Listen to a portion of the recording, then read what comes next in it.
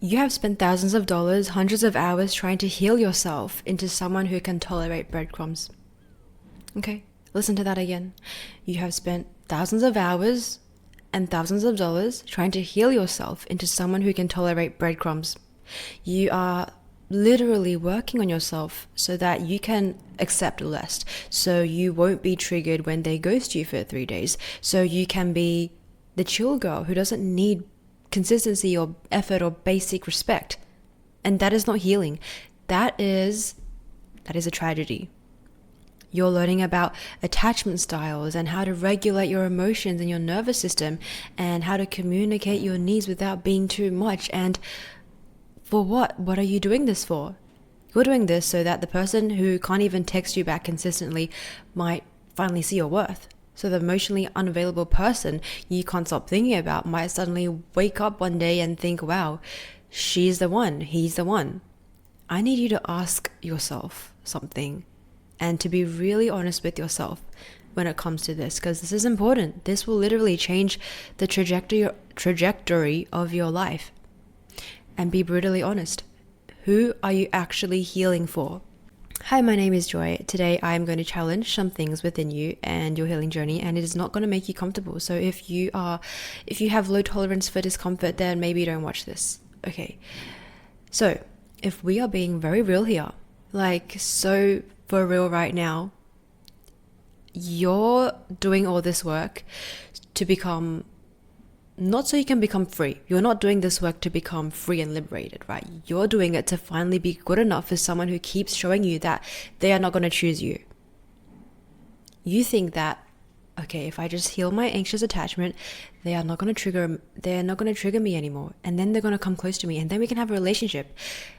You're thinking, if I work through my abandonment stuff and my rejection stuff, you won't care when they ghost you for 3 days, and then the relationship will be okay because you're not going to cause any trouble and stir up chaos. You think that if you can just become secure enough, healed enough, whole enough, then this person is going to be able to come close enough to you and love you right. Here's the thing you're missing. You are trying to heal yourself into someone who can tolerate their BS, so that you can sustain the relationship. I want you to really hear that. You're trying to heal yourself into someone who can tolerate their BS so that you can sustain the relationship with them. You are not healing to be free. You're healing so that you can stay with them without losing your mind. You're doing all this internal work so that you can handle their inconsistency, their withdrawal, without losing your goddamn mind. And so what happens is you end up accepting breadcrumbs and not feel desperate about wanting more, so that you can be the chill girl who doesn't need reassurance or consistency or basic respect. And let me tell you, that is not healing. That is not healing. And I see what you're doing. You're probably sitting here thinking, okay, but if I was more secure, this won't bother me so much. Or if I was more healed, I wouldn't get triggered when they go cold and withdraw. Or, my personal favorite that I hear so much, if I just work on myself, I could handle the relationship, I can fix it, and they would be attracted to me again and choose me. Okay? I know how you're thinking, because I've worked with people like you before. A secure person doesn't handle disrespect better. Okay, a truly secure person doesn't handle disrespect better. They just don't stick around for it. A healed person doesn't learn to be okay with inconsistency. They walk away from it before it becomes a pattern. And you know what? I understand that humans aren't perfect or flawless. We make mistakes. There are days that it is hard for us to show up for others. But I'm talking about actual patterns here of inconsistency. Patterns of inconsistency, not just isolated events that happen on its own and occasionally and just here and there. So what actual healing looks like? It's recognizing that someone's inability to show up for you isn't this puzzle that you need to solve or some test that you need to pass to prove that you are worthy and that they can choose you. It's just information. Someone's inability to show up for you is just information that says whether this person is available or not available for what you want. That's it. It's not a measure of your worth. So instead, you don't see this. You're over here trying to heal yourself into not wanting what you want, what you truly want deep down. You're trying to grow into someone who doesn't need the things that humans literally need, like consistency, security, love, certainty, someone who's actually present and puts effort in. So let me paint you a picture of what is happening. You met someone who made you feel something, right? Maybe they're avoidant, maybe they're just emotionally incapable and unavailable for what you truly need. Maybe they're genuinely trying, but they're not there yet. Honestly, it doesn't really matter, but what matters is they cannot meet you where you are right now. They cannot give you what you need, and instead of just accepting that and walking away like, I don't want to say like a normal person, because what even is a normal person, but you decide that the problem must be you. That you need too much, that you're too demanding, that you're too anxious. It must be because they don't see your value yet, because you're anxiously attached, and that's because that's making them pull away. That's pushing them away, and you're the one that's making it so hard for them to step up and commit to you. You must be the problem. And therefore, if you're the problem, you must be able to fix it. This is the way you probably think. So what happened is that you went on this whole healing journey to need less, to be less triggered, to be less demanding, to require less from people. And every time you have a breakthrough, every time you level up, you're like, okay, now they will be able to love me properly. Now I'm finally healed enough for them. But they're still not showing up. They're still inconsistent. They're still hot and cold. They're still making you feel crazy for wanting what's literally the bare minimum. And what do? You dive deeper into the inner work and the self-work. More therapy, more self-work, more shadow work, more inner child healing sessions, more work. Because clearly there is still something broken within you that's causing this, right? Wrong. What's broken isn't you. You are not the one that's broken. It's the relationship. It's the whole dynamic. And no amount of healing work is going to fix someone else's inability or even unwillingness to show up or not show up. And here is what no one's going to tell you about healing. It's supposed to make you less tolerant of other people's BS, not more. It's supposed to make you walk away faster, not convince you to stick around and stay longer. It should give you clarity about what you actually deserve and not talk you into accepting less. But somehow you have twisted it. You have turned healing into just another way of betraying yourself and abandoning yourself. Another way to make everything your fault. Another excuse to stay in situations that are actively hurting you and working against you. While you were just telling yourself that, oh, you're just growing. Like when you say, I'm working on my triggers, what you're really saying is, I'm learning not to react to how they treat me like shit. I'm healing my attachment wounds. Is actually, I'm trying to stop needing basic relationship things like consistency and communication and certainty. I'm becoming more secure really means I am numbing myself to red flags and becoming oblivious to them because I'm now a more chill and secure person. That is not healing. And can we talk about what this is actually costing you? Like, what is this actually costing you? So while you're busy healing yourself as someone who won't even show up for you, you're missing out on the people who would. You are so focused on being perfect enough for someone who's barely trying that you're literally walking past people who would choose you, who would effortlessly choose you on your messiest, most unhealed days.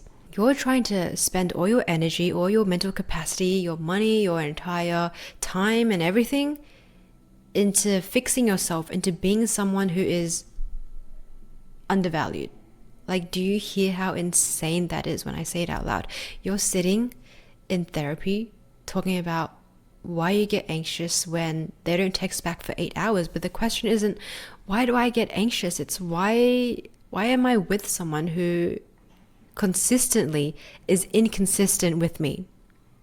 Okay, because remember, I get that inconsistency can happen in isolated events when someone truly is struggling, but I'm talking about patterns of inconsistency. Someone who has repeatedly shown you that they will be inconsistent with you for as long as you let them be.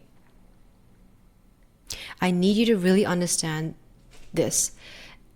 The right person isn't going to require you to be fully healed before they can love you.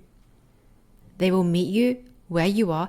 They will be consistent enough that you are not constantly spiraling. They will show up in ways where you will not have to be doing meditation and breath work just to get through a Tuesday.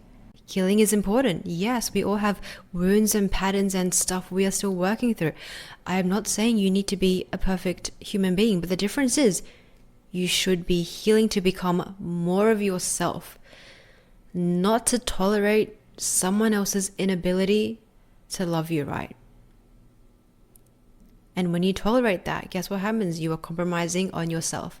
You are compromising on your sense of identity and shrinking yourself and molding yourself. And we don't want that. I don't want that for you. You should be healing so that you can recognize what you deserve and have the strength and courage to walk away from something or someone that has shown you that they do not have the capacity to show up for you repeatedly. So you should not be healing so that you can stay in situations that require you to be like the spiritual weightlifter, doing all the emotional work just to survive this connection with them. Because that is so unfair for you. That is so unfair. That is so incredibly limiting for you. And because I care about you, I'm calling you out on this so that you can make necessary changes in your life. So let me ask you again, who are you healing for?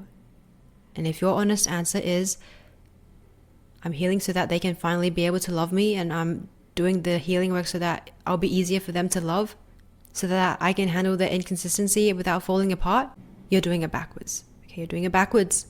The formula is backwards.